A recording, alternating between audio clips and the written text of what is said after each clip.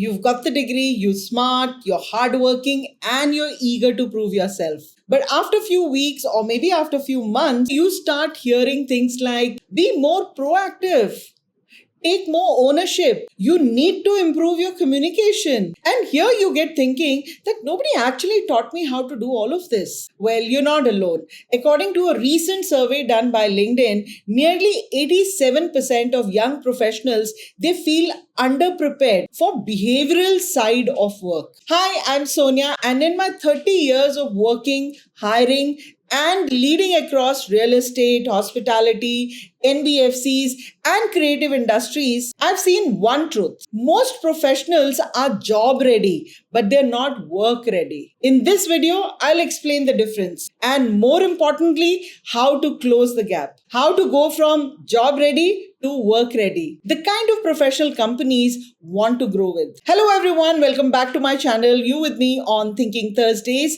Please hit the subscribe button if you've still not subscribed to my channel. Grab your cups of coffee and you can even take down some notes. So if you want to take down some notes, please carry a notepad and a pen with you when you're listening to this video. So let's get started without any further ado. Let's dive in. Let me start with a very simple truth here. What is job ready? Job ready is nothing but you know the tools, you know the technology, you know the textbook because you've learned certain things. You've taken some qualifications, right?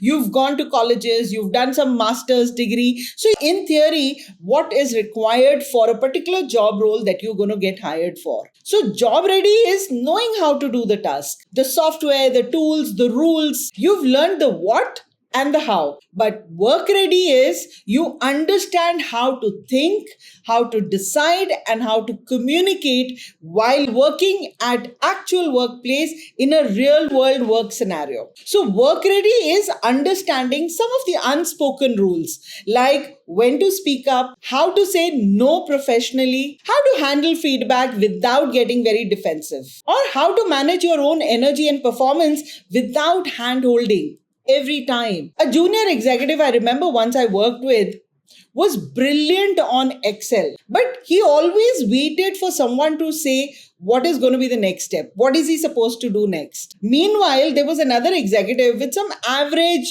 technical skills, but that person did very strong follow-ups and the communication was also very good. And what happened? This person got promoted. Now, what is the lesson here for you? That workplace rewards contribution and not just completion of any task. Imagine you're asked to make a presentation, you nail the design, your data is very solid in that presentation.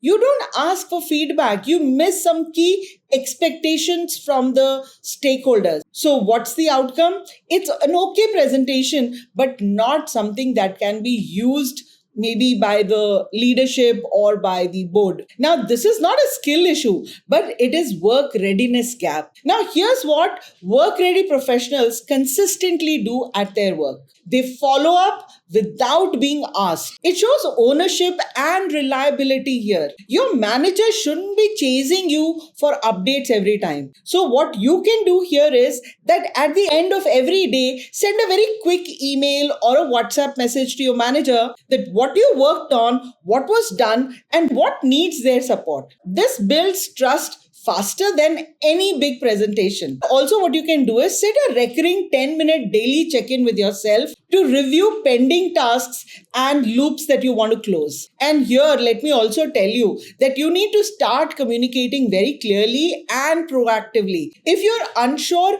please seek for clarification. If something's getting delayed, please inform early on. The real issue comes is when you say, sorry, I didn't get it. Because here what you need to do is say that, here's what I understood. Can you confirm if I'm on track? So if you make such statements, the other person will know that, okay, fine, one point you've missed out on. Let me add it here so that the person, before you start working, you have complete clarity of what you're working on and how many days it's required, what are the different phases of this, by when you will be able to complete it, what are the resources that are being given to you. So please seek for complete clarity and don't go in the dark and later on make an excuse by saying that sorry, I didn't get it. Instead of saying that what should I do now, you could probably just say the same thing. Here's what I understand. Is this on track? What you're trying to do is you're trying to seek for a common ground, that what you meant, have I understood it right or not? And why does it matter? Because most work errors, they come from poor communication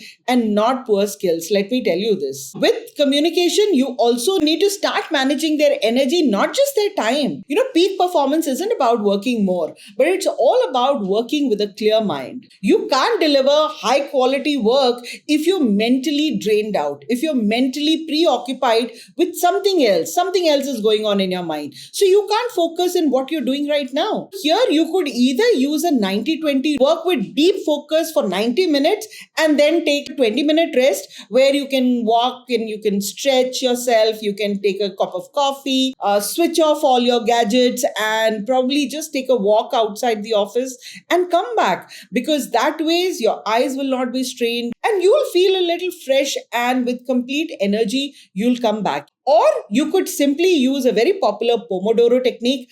I use it in my personal life all the time. This technique breaks your work into intervals, which is called as Pomodoros traditionally, which is like you work for 25 minutes with complete focus and then take a 5-minute break. Like a 5-minute means 5 minutes, not 6 minutes, where you can just stretch yourself, you can drink a glass of water, you can just relax a bit, go for a stroll outside, have a cup of coffee, and then come back and start continuing with the work that you were doing. And here you'll realize that, your focus will become even more better. After you've completed like 4 Pomodoros, like 25 minutes of work and then 5 minutes rest, do it 4 times and then take a little longer break, like say 15 minutes. This kind of technique will train your brain to focus in short intervals. It'll help you reduce procrastination if you've been postponing your work. It'll reduce the burnout and the stress. It'll encourage awareness of where you're spending your time actually. Also help you manage distractions in a better way. And with this, please remember, you need to start protecting your mental calendar. Yes, you heard it right. Mental calendar. See, it's not just your time that gets drained during the day. It's your mental focus, your attention span, and your emotional bandwidth also that is getting drained every day. Every meeting, the tasks, the conversations, they don't just take up a slot in your calendar, but it also takes up a space in your mind. If you give away too much of your mental space on unnecessary meetings, reactive tasks, drama in the office going on, politics going on, back bitching going on, you'll be left with very less energy for the work that truly matters to you. Think of mental energy like your income or your salary. It's limited, it's valuable, and it needs to be spent very wisely. You won't give away your chunks of your salary to some random people, right? Then don't give away your mental energy to some random, unimportant things either. That feedback is not personal, it's professional gold for you. I know most people take feedback as criticism. Take it as an opportunity where you can learn where you're going wrong, what are the corrections that you can do, how you can grow. It'll open doors for opportunities. You start taking feedback in a more constructive manner. So the next time you receive any kind of feedback, don't respond immediately. Let it sink in. Write it down. What is the feedback given to you? And then do a little bit of, analysis in your mind. Think it through. And then if you want to add something or if you want to have a conversation with the person who's given you the feedback, you want to clarify some more things, please go ahead and do that. But don't react there and then. You can even ask for one example of how you could do it better, because this will show your emotional maturity, which is a huge leadership signal.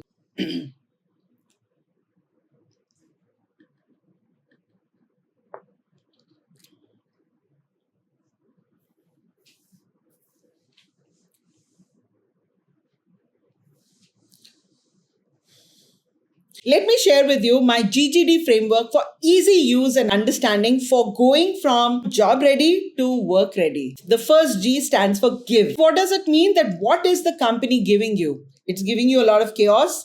It's giving you a lot of pressure. It's giving you all the priorities, the information overload that is coming to you, conflicting deadlines, unclear instructions, changing expectations, stress in the form of maybe poor leadership, office politics, and a lot of things. Learn to receive the environment without any panic. You can't control it. You have to adapt in it. So please start adapting.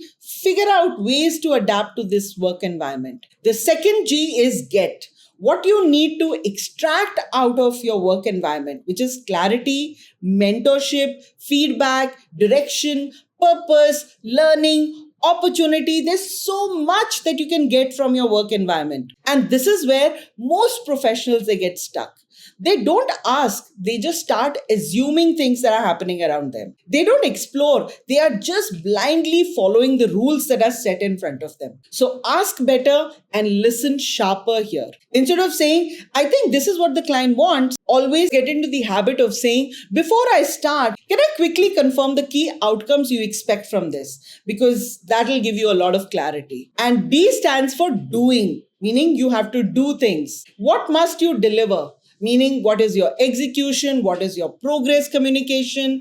What are your timely updates? The quality of work that you're doing, your reliable follow-through updates. So you need to work on what are you doing. And that needs to be quantified and qualified too. So you need to qualify as well in terms of it's a quality work that you're doing and not just focusing on, oh, I did 10 tasks, but none of those tasks got finished. It's like all in the middle. So it's not just about doing the work, but it's all about making sure that your work creates progress. So show up with energy and intention. Please remember, doing your job is not making an impact.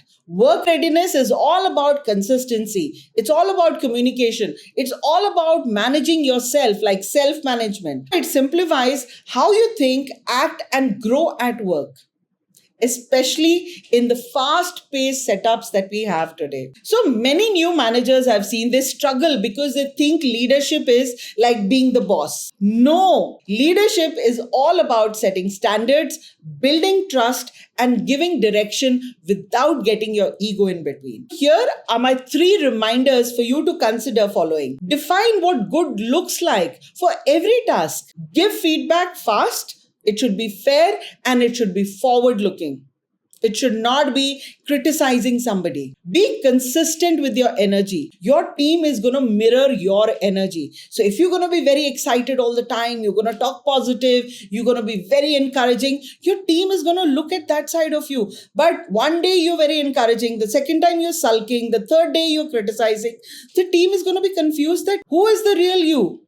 So please be consistent with your energy. If your team is not performing well, don't ask, what's wrong with you, all of you. Instead, ask yourself, have I led them clearly though? Is there something that I can do to help them out?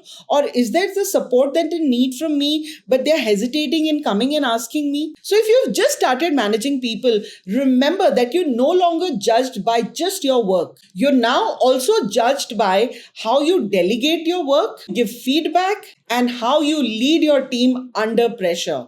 Very, very crucial. One of the biggest mistakes that I made early on in my career, trying to be liked by all my team members. So I replaced this one thing, that I don't want to hurt anyone's feelings. Now, of course, if I'm a leader, if I'm a manager, I'm sure whatever that I'm doing will hurt somebody's feelings, right? So I replaced this line by saying, I owe my team clarity and fairness. So if my team member is doing something which is not right, is going in a wrong direction, I need to give clarity to that team member. I can't say that, okay, fine, I don't want to hurt that person's feelings, so let that person continue doing whatever the person is doing. So before I end the episode, I just want to say, work will challenge your confidence, not because you're not capable, but because you're underprepared for how real it can get. But once you start asking questions, owning your own follow-through, listening to feedback without getting panicked, practicing presence over perfection. That's when you go from being an employee to being an asset for the organization. Tell me, was this helpful? And if it was,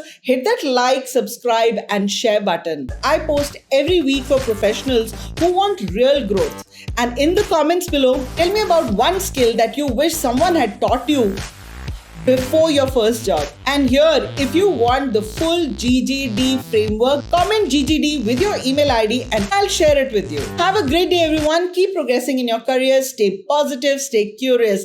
And I'm going to see you in my next video. Bye-bye.